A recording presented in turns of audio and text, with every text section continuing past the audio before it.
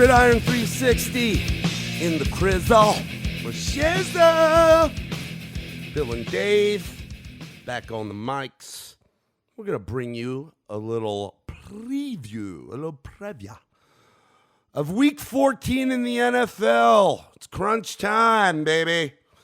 We're going to highlight the games this weekend that we're not going to go through all of them. We're going to go through the ones that we find to be the best matchups this weekend, as well as maybe throwing in additional because of some wild card implications, maybe a couple honorable mentions beyond that, and we'll discuss why. Let's start it out, shall we? We're going to go to Buffalo, New York. It's going to be cold this weekend. 1 o'clock as the Buffalo Bills, who currently sit at 9-3, welcome in Mr. Lamar Jackson and the Baltimore Ravens at 10-2. Not that we are putting our thoughts out on this game or any of these games anymore in terms of spread or over-unders, but we do want to make note of it in context of the conversation we want to have regarding the game. So it looks like Buffalo is getting 6 points at home in this game, and the over-under is 43.5, which, you know, I'm looking down the over-unders on this board. We don't have all the games, but I got to imagine this is probably one of the lower ends of the week. What are you feeling? Baltimore coming off of a nice win at home against the Niners. Great team. Buffalo coming off of a great win on the road Thanksgiving Day at Dallas. Both really good teams. Both of them have a solid run game to them. I would think Baltimore even more so. And it's not just from Lamar, but that has a lot to do with it. But keep in mind, Josh Allen can run too. I think on the flip side of the ball, yes, Baltimore's defense has been resurging since the start of the year and looks much better. But, you know, I don't need to go in to the discussion about how we feel about Buffalo's defense. Really good defense. How you feeling on this one, baby? I'm actually excited for this one because I like what the Bills are doing and Sean McDonough and McDermott. Sorry, I did it again. Sean McDermott, their head coach. Josh Allen, the quarterback. I like what they're doing. They got to see, I mean, you know, look, for all intents and purposes, both these teams will be in the postseason. So, yeah, there might be potential for them to meet up again. Yeah, I mean, this couple things come out of this. One, this is Buffalo's has two huge opportunities here, one less significant than the other. The least significant is that they can prove that they belong among the elite. They've been, you know, you remember when they were, I think they were like, what, 6-1 at one point or 7-2. You know, there was, they haven't played a tough schedule. They haven't beaten anybody. You know, but now this team's getting a little bit more respect with some of the games that they're playing. They played the Patriots tough. That was a very close game within a score. Then going to Dallas, obviously, is the most recent where they went and really just took the doors off Dallas defensively and just played a really good game, very balanced. What's interesting to me, and this is the more important thing, is that Buffalo could actually put themselves right there in the running after this week for a top rank, a home field advantage and potential bye. Yeah, because they would, because they still have a game left with New England where they can take them there, and then they would obviously have the same record as Baltimore with the tiebreaker with 3 losses. So there's a lot at stake here.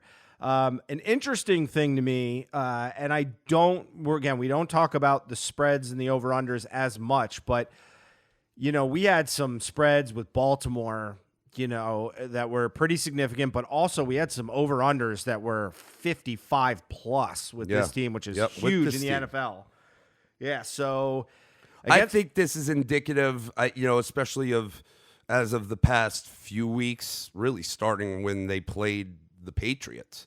They are a running football team, Baltimore. Yeah. They're a running team, and as a result, that's going to more than likely keep the scores lower.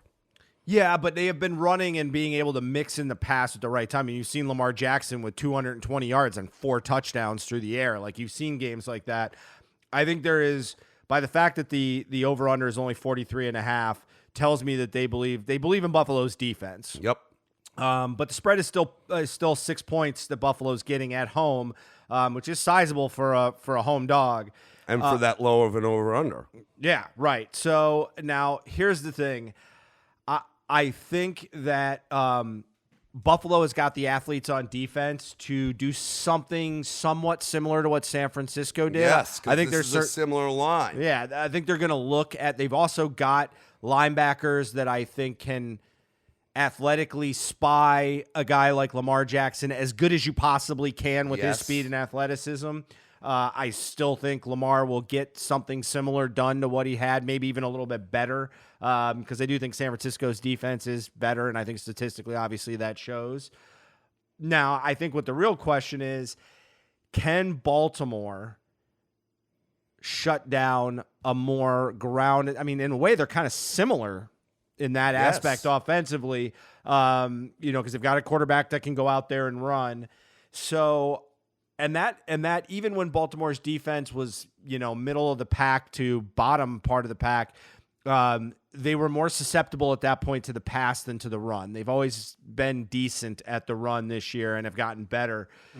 Is really whether Baltimore can keep up with them. Whether Buffalo can keep up with Baltimore on the offensive side of the ball. I still like Baltimore in this. I don't think this is.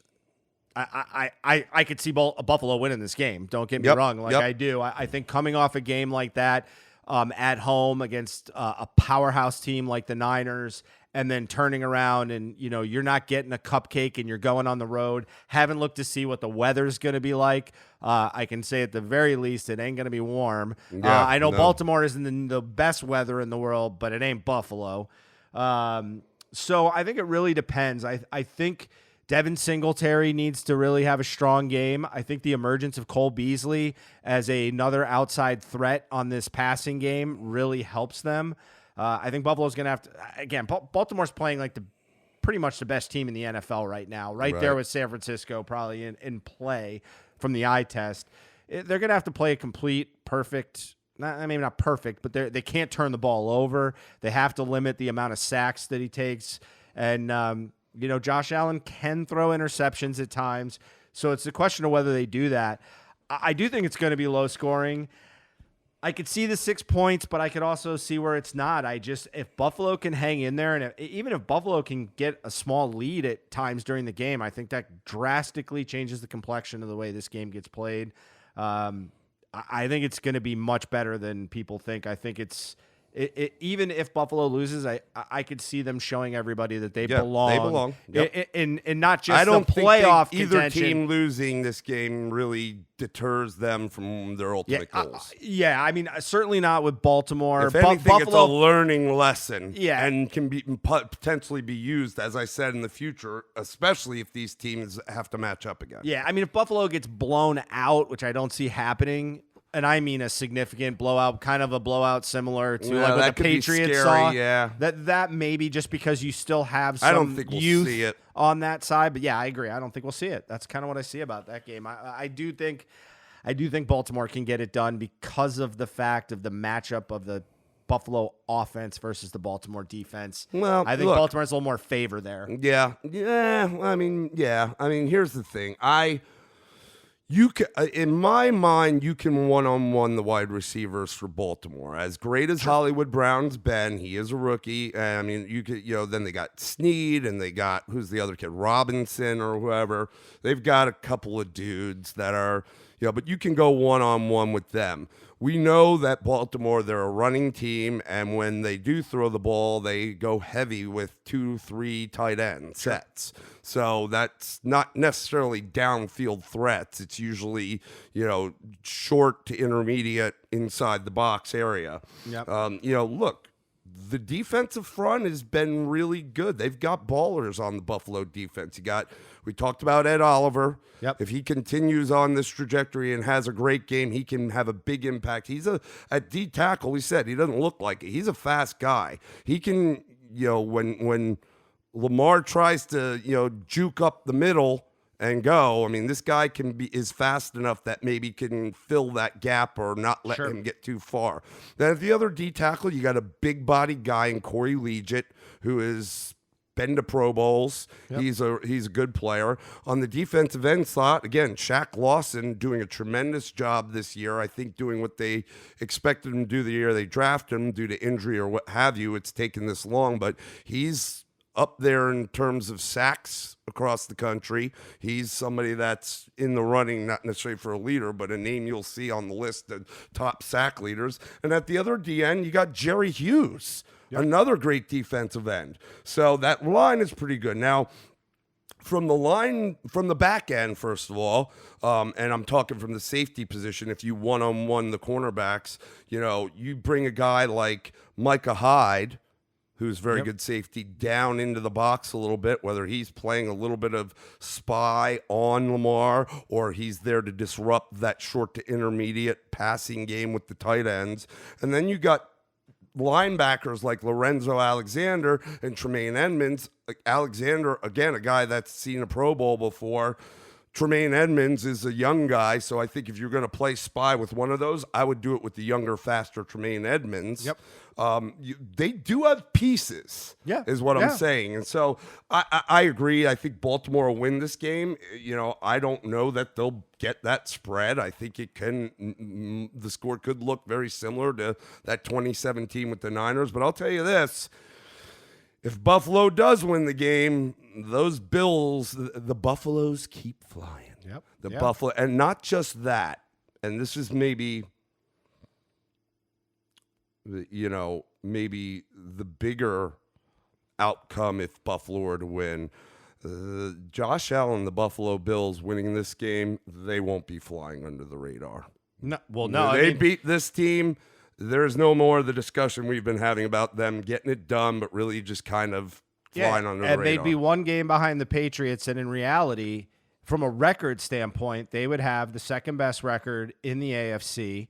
Unfortunately, the best record would still belong to Baltimore or to New England if they win.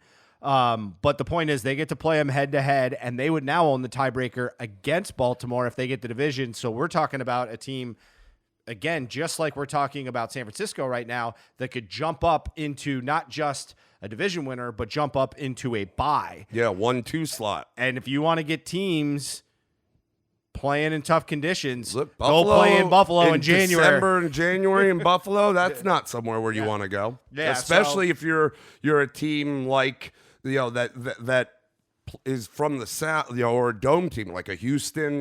These are places you don't want to have to go play. Yep. Yeah. So that's I think that's gonna be an interesting matchup. All right. The next one, a battle of NFC really potential title contenders when we're talking that bye week or that home field advantage, that 1-2 seed, and that is the San Francisco 49ers having to travel again to the East Coast after traveling to Baltimore. Yep. And they have to go down south to take on the New Orleans Saints. It looks like the Saints are giving 2.5. Is that right? Yep. Over-under is 44.5. Yeah, what do you think? What do you think? Well, they certainly think this game will play out a little bit like the Baltimore game in the sense that, when you think of New Orleans, you think of high-flying offense, but it appears they believe this is going to be a little bit more back and forth and a close game at that. I think it makes sense. New Orleans is not terrible against the run. Have had better weeks earlier in the year than past weeks, but this is a team, like if we think about this, what are they playing for? Well, obviously San Francisco, these are 2 of 5 teams that are 10-2 with the best record in the league. So San Francisco's got to hold serve because the difference between them not holding serve and holding serve is that they have to either travel somewhere and play on the road. Likely they'd be traveling to whoever wins the NFC least. So they would still be favored on that game, I would guarantee. But so they got, obviously that's an obvious thing to play for because they don't want to go to Seattle. They want Seattle coming to them. Yep. Or anybody for that matter. Mm-hmm. Now with New Orleans though, they're in the same boat. As much as they've locked up their division, if they lose this game and Green Bay holds serve against Washington, which is highly likely, New Orleans falls from the 1 seed to the 3 seed and loses their bye. And that's huge, which means they'd have to go on the road to a Seattle, potentially a San Francisco, or go on the road to play in Green Bay. None of those are appealing for a Saints team that is generally known to struggle away from. They have very different home and road splits over the last 5-6 years. So this is big time. This is why I say these teams are going to play to the end, and it makes it really unique. So in this game, I struggle to see San Francisco losing 2 games in a row. But New Orleans is for real, and then they're starting to heat up a little bit with, like, Kamara's kind of getting back into it. Michael Thomas is still Michael Thomas. It could be Jared interesting. Cook's getting involved, Yeah. and like I know that Ginn dropped a touchdown like a week ago, and they've got Traquan Smith. Both those guys are kind of coming back, getting involved healthy, and they won't do much. Don't get it twisted. But if they're involved, it's usually on like a couple plays, and those are usually big plays. And here's the thing with all of that. This is something that died a little bit with Teddy Bridgewater, and his last week really came back to fruition, is their third-string quarterback, Taysom Hill. Ugh, this guy. I mean, he's everywhere. And when they This is what everybody expects Tim Tebow to be used as.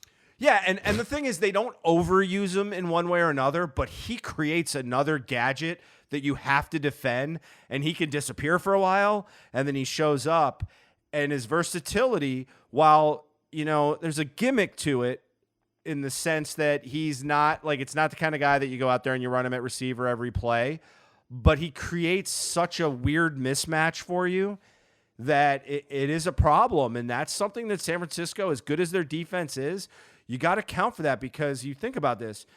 Michael Thomas is going to get his. I don't care how good San Francisco's defense is. Michael Thomas has done it against everybody. I'm done talking about it. I watched him last year destroy the league. He's doing it even more consistently this year, even if he's not scoring quite as many TDs.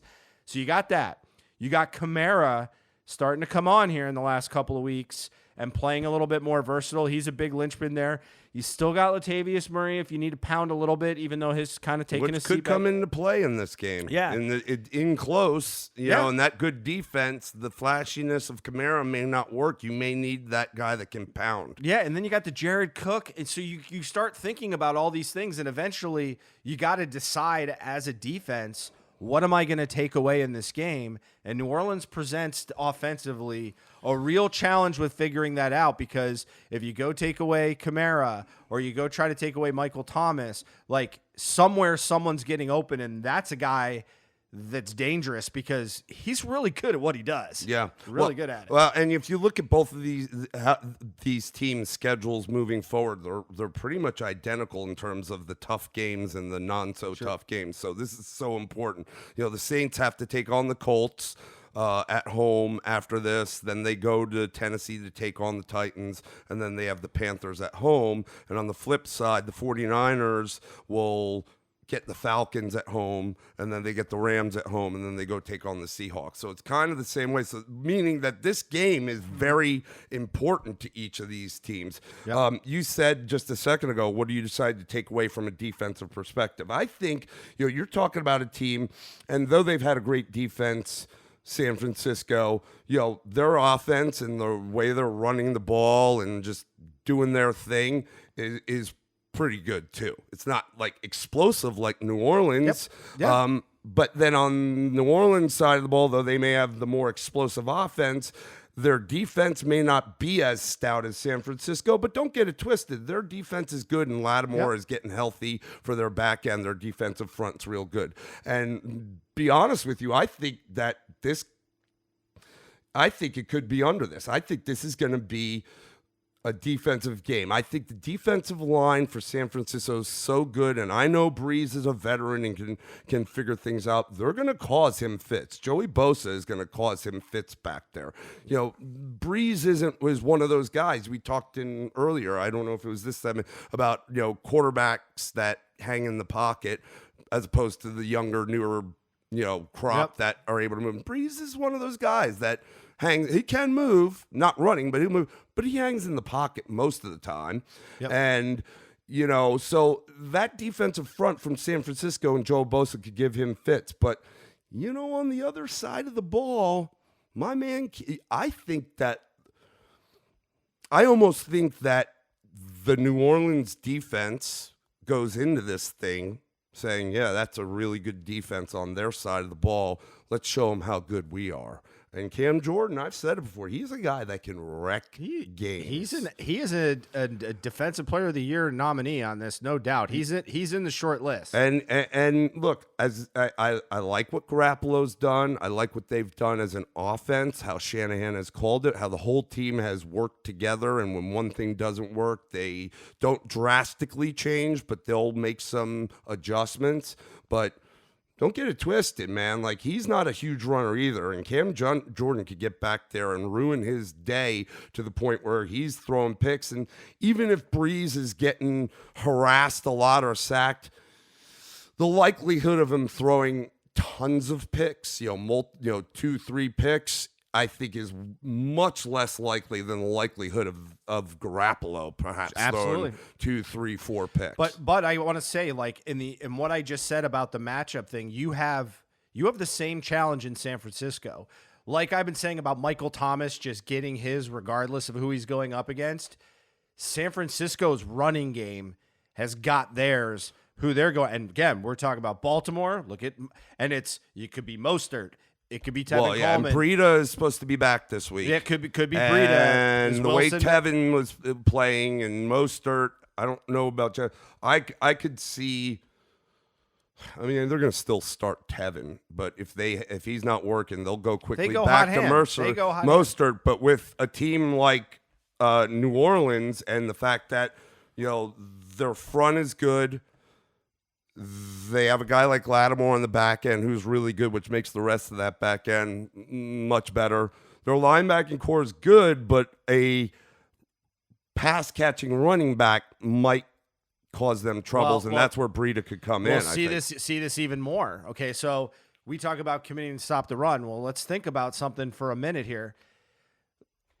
Marshawn Lattimore is considered one of the best corners in football. But there's a difference between him and Jalen Ramsey in my mind, and we saw it just a few weeks ago. Jalen Ramsey will go out and cover tight ends. Marcus Lattimore can't handle the physical, and we're talking about one of the best tight ends in all of football in Kittle. Yep. So it's kind of like this pick your poison. So if you go there and effectively want to stop the run and bring up some of your linebackers, you've got Kittle back there doing some damage. And the other part, too, is with the emergence of Emmanuel Sanders. And, again, he hasn't been a huge addition statistically. Deebo Samuel. But Deebo Samuel is now. So now you've got two options on the outside and Kittle that both of these teams present, in my mind, to pick your poison. I agree with you on the whole point with Garoppolo. If you get to him, you can definitely get him to get a little squirrely and off his game. But there's another part to this, too, I will say about Drew Brees. Remember, Brees, you said, is a pocket quarterback. I'm not worried about Joey Bosa. Joey Bosa's not the guy Nick Bosa. Oh, damn, I do it every time. Nick Bosa. It's really going to come down to me, a guy like Eric Armstead. Buckner. Any guy coming up through the middle of that line. Remember, Brees is only I think he's listed at 6'2", but belief is he's closer to 6 foot.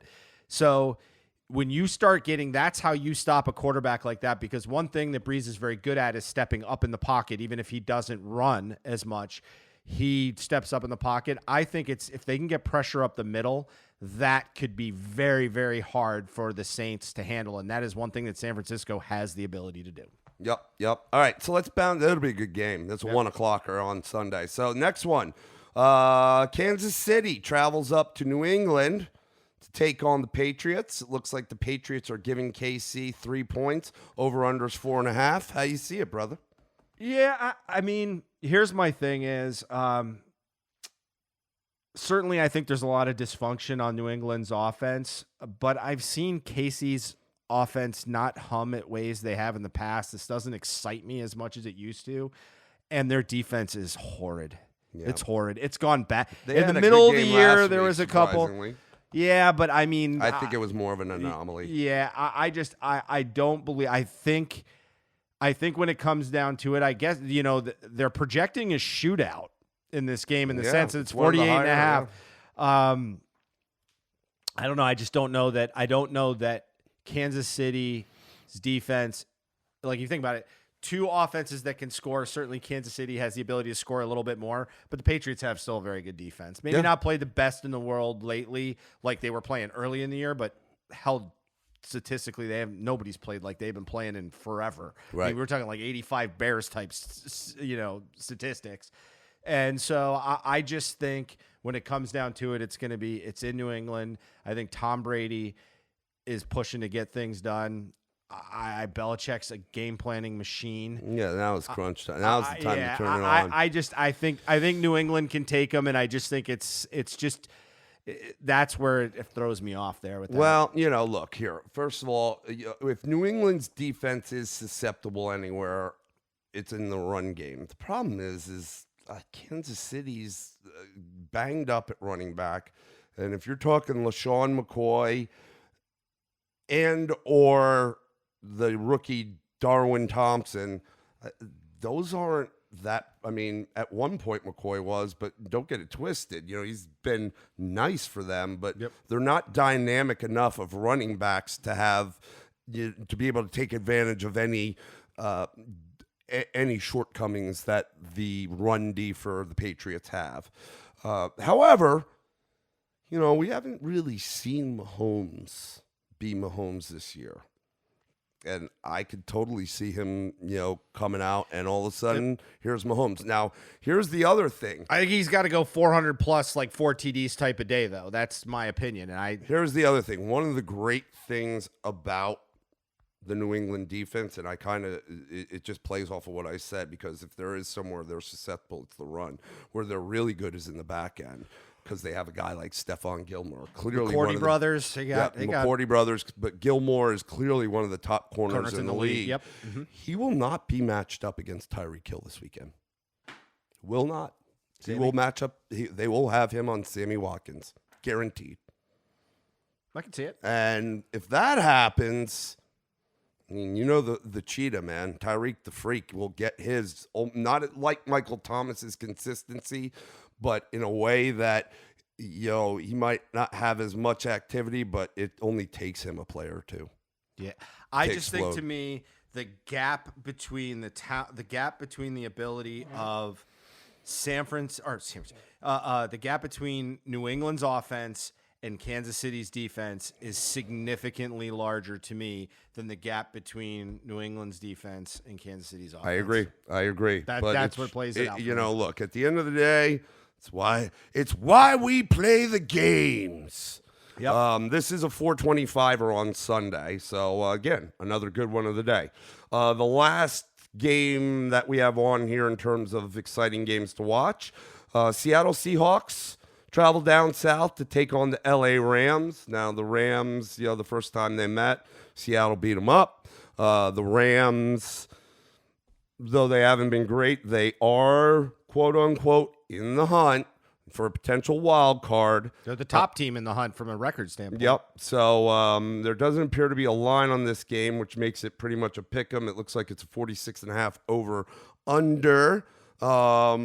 This is the Sunday night game. Is there any big injury news? Usually that'll keep a line off the board. I can't think of any. I don't know of any. No, not that Not I know like of. major that hasn't existed. No, and I think I read something to you earlier where Sean McVay was asked about the uptick in Todd Gurley's work and production, and his response is, because I was just pretty much like I was a dum-dum, not using him more until this point. Seattle, look, they've got this two-headed monster at running back with Carson and with Penny. Josh Gordon another week in the offense. Tyler Lockett's been non-existent. I don't anticipate that'll stay that way forever. Hollister has been a nice addition at tight end, certainly more than serviceable since Disley went out. And DK Metcalf has been a great rookie for them. And Russ is Russ. So I think that Seattle can go down here and get it done. But now on the flip side of the ball, the Rams are kind of getting that point, not just, with Gurley getting going, it seems like, he's having no setbacks health-wise at this point in time. Their trio of receivers and Robert Woods, Cooper Kupp, and Brandon Cooks are all a full go again. The last time these teams met, Cooper Kupp went crazy. Even though it was in a losing effort, and Gurley had a good game, but Cooper Kupp went like ape shit. And, Gerald Everett, the tight end's out. Yeah, he's dynamic, but the Higbee kid is just fine, and I don't think that'll make a difference. At the end of the day, this game comes down to one thing and one man. JG. And that's right. What type of quarterbacking are we going to see from Jared Goff this week? He had an exceptional game last week on the road, which is usually statistically looking at splits, it's a big problem for him. Was against the Cardinals, who probably have the worst defense in the NFL. That's true. He went 32 of 43 for 424 and 2 touchdowns, which is a good sign. Now, the better sign is their running game. Gurley, as we mentioned, 19 for 95 and a touchdown. Plus, Brown had 6 for 30. So, even the guys spelling them out there, got the work done. He did get back, in fairness to him, because especially when I know when they played the Bears, that he didn't have them, but got Woods and Cooks back. So, look, everybody knows this they were just in the Super Bowl. They have the weapons. No more excuses. No nothing. My thing is, I don't think Goff can do it. I don't think so either. I don't think he can. And the other thing is the offensive line hasn't been good this year for the Rams. They might have played better last week, but again, you said it's Arizona, and they're not that threatening defensively. I still think there is some problems on that line, and not that Seattle's defense is phenomenal, but let's be honest, this isn't the same Rams defense as last year. They may have a lot of the same piece. Shit, they interjected a Jalen Ramsey, which should make him even better, but it's just not showing up. Jalen does shut down, for the most part, whoever he's on or his assignment. I anticipate he'll be on probably a Tyler Lockett just because he's the number one, but you never know. Look, I don't think Goff can do it either. Would I be surprised if the Rams happen to pull this one out? It would really stink for Seattle, but it wouldn't totally shock me. It wouldn't shock me. But I do think that Seattle continues to get it done just because it's critical right now. Yeah, yep. So that one is, like I said, Sunday. The other part, too, just to mention this, they also get to find out the outcome of that San Francisco-New Orleans game. Correct. So if before they're they keeping play pace, this game, they'll know. Their attitude may change in this. Maybe Jadeveon Clowney really has the best game of the year. Could be easy if that offensive line for the Rams isn't that great like we've seen, and if Goff does stupid things, holds the ball too long, which we've seen, then Clowney could get involved. But and either way, it'll be a benefit for them because if San Francisco wins, puts the pressure on them, hey, we got to keep pace. And if they lose, they're like, we can take a hold of this sucker. So, big stuff. Those are the 4 top games. Now, I do want to just touch on a little quicker. Tennessee traveling out to Oakland to take on the Raiders, and the only reason is Tennessee sits at 7-5, the Raiders at 6-6. Both are technically still in the hunt. We feel a lot better about Tennessee. Think they could potentially show up in postseason one way or another. Not so much about Oakland. Maybe a few weeks ago, based on the past 2 weeks, though, maybe not so much. But nonetheless, you can't not say that each of these teams does have some chance of making their, if the chips fall correctly. The over-under is 43. It looks like Oakland is getting 2.5. Is that correct? Yep. Okay. Look, I think the story for Oakland is I think their defense, especially with a lot of young guys and a lot of the draft picks, hasn't been phenomenal, but has been very solid. But Ryan Tannehill has given a spark to this offense, and they will run the ball, even though their rush defense at Oakland's pretty good. But Henry, he's pretty good, especially the back half of the year. They got some weapons. I mean, Corey Davis was a first rounder for them a few years ago, though he's not done much. He's there as a weapon. Their rookie receiver, A.J. Brown from Ole Miss, has been a nice piece for them. Adam Humphries, who they brought over from Tampa Bay, has been Picked it a up a little bit. really Yep. nice piece in the slot for them. They lose their old faithful tight end and Delaney Walker earlier in the year due to injury. But hey, what's the other guy? The other tight end? It's not Ferkser. It's it'll come to me for Tennessee. Yeah. It'll come to me in a second. But he, I'm buying time to see if I can find his name. Why the heck is it slipping me? I feel like it's something with a J. Go find it for me. I'm finding it. It's I'll have it in just a second. Jonnu Smith. Jonnu Smith. Yes. That's who I was thinking of. He's an athletic tight end. He's not phenomenal, but he's a very athletic tight end that can throw the ball. Their line, we said, offensive line's pretty good. Their defense is very stingy. Oakland is just on a downward spiral right now. And if if Derek Carr is going to have to do it for them, Josh Jacobs could have a good game, but don't get it twisted. Derek Carr needs to be the one to lead this team, whether they're running and it sets up the pass, he needs to be good there, or vice versa. Hunter Renfrow is still out hurt. They do have Tyrell Williams. Again, they brought Zay Jones over, several weeks, month plus back from Buffalo. Tyrell Williams was a good ad this season. He's been very productive.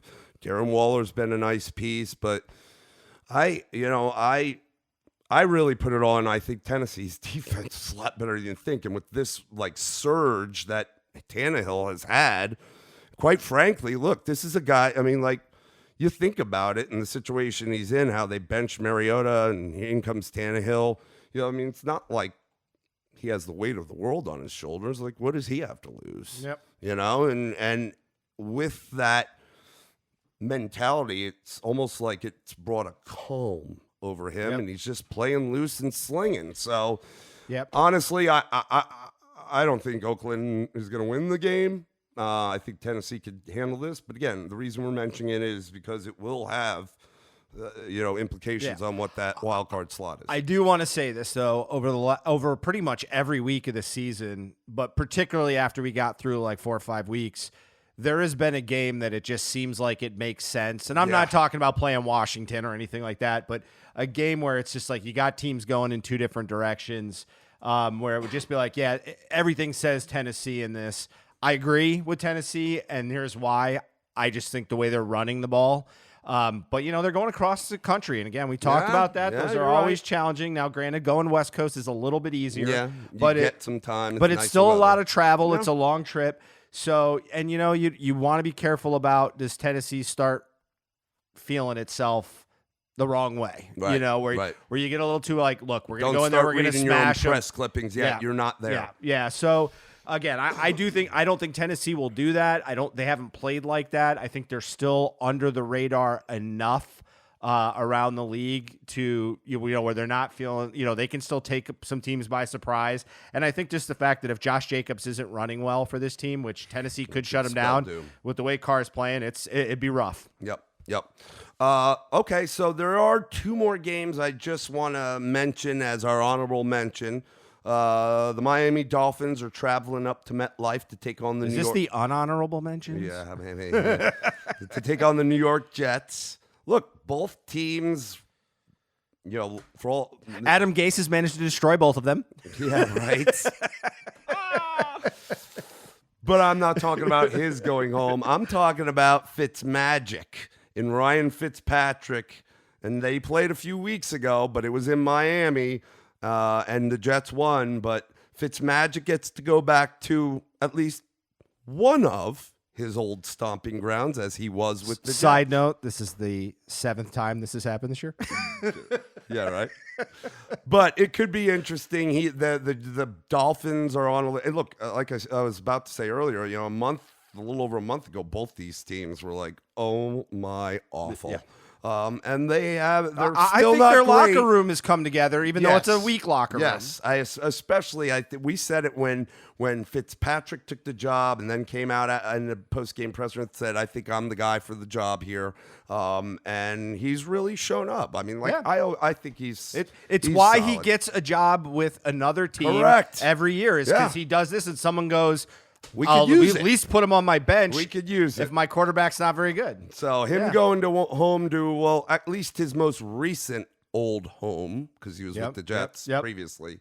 We'll see how that fares out. The other one also involves another New York team, and that's my New York Football Giants. By the way, the wild card implication, Tennessee, Oakland, that's a 425er on Sunday. This Miami Jets is a 1 o'clock Sunday. Monday Night Football. My New York Giants traveled to Philly. I don't really anticipate that will win. But due to a little bit of a banged up ankle in Mr. Rookie Daniel Jones, Eli Manning is coming back for the Okay. start. I'm sure He's getting one last curtain call.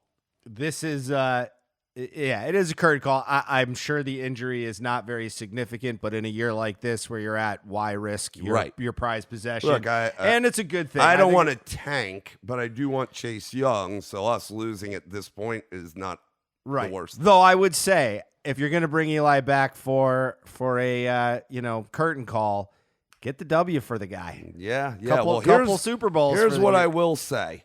Here's a prediction for me, and it's not score wise, but not just from a player perspective in the game, but also from fantasy perspective. This could be Saquon's best game of the year. When Eli had him there, and granted he was checked down, Charlie, but he did give him the he ball. got him the ball, and he got him at the right time in the right place to give him room to move. This could be Saquon's best game of the year. Yeah, So, could be. but I I mean, do it's like a little that scary. we're gonna Hopefully, it won't be snowing, so you don't get like a snowball with a battery in it thrown at your team. We're on the road here, and then Right. next week we have the Dolphins at home, and I have season tickets, and I have had a rough time over the past several years selling all my tickets on the ticket exchange. My 3 tickets and parking pass for the Dolphins game still sit out there. Now, a lot of times they get bought up the week of. I'll probably have to drop price, but I was talking to my dad yesterday. He's like, you might be able to sell those tickets because if Eli is going to play again, it could be the last time he time, plays at and home, yeah. people might want to come out and see it at That's Giant true. Stadium. So That's true. that could be nice. But that's going to get it. Our preview for NFL Week 14. We'll dice and slice. We'll see you, as always, on the gridiron. Have a fabulous day.